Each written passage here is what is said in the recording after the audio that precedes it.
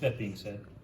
All right, everybody. So we've talked a great deal about if statements.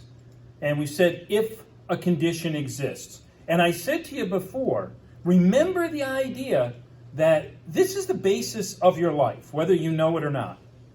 Everything you do is based on an if statement.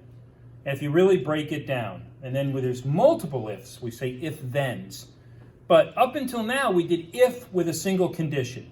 We said if some number is greater than this value, put this word on the page. If it's not, then do this. That's an if-then. Now we're going to work a little bit different, though. We're going to start working with other mathematical functions attached to the if statement.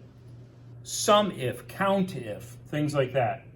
We also tonight have to go a little bit further into data validation. We've already talked about some validation, but we're going to do a little bit more with data validation. So that being said, what I'd like you to do is go to your folders, your companion data,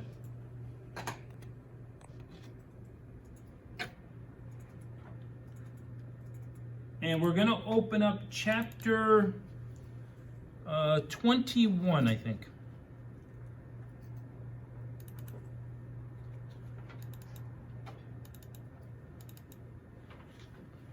I'm going to work a little backwards here. In chapter 21, go into the templates folder and open up this where it says Makeup 2007 Temp. And what we have here is somebody's data or information. There we go.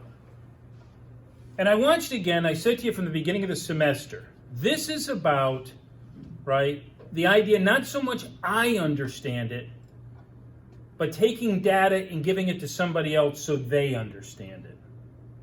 And I always like about this is much more real world, where if I wanted to add up, for example, all of what Betsy has sold, Betsy being one of the sales reps, you see that as a column, I could certainly start to add those cells together. A1 plus A2 plus A4. The problem with that is, if it changes, if for some point we add a row and shove everything down, or Betsy, the formula is no good. I'll get an error. And I said to you from the very first class in the semester is to remember the fact that, I want the computer to work for me. I don't want to be working for the computer. So we're going to be looking here a little bit at that and some variations of how we add these up. Now, remember the idea of naming ranges and how we named ranges.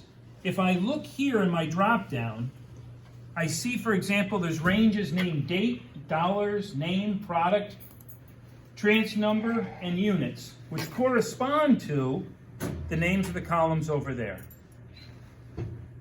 I talked to you before about the idea of atomicity, A-T-O-M-I-C-I-T-Y, which is something happens in its entirety or not at all. This is exactly why you name ranges. If we're going to do an analysis and create information, then I got to make sure I have all of the data. This is why we name ranges ahead of time. We name the ranges ahead of time because when I reference them, I'm already sure I have all that data. I know in the book they always show you selecting the range. You go back over it. Folks, human error is going to be your biggest problem here. Once you try to select columns of maybe thousands and thousands of records, I guarantee you will make a mistake.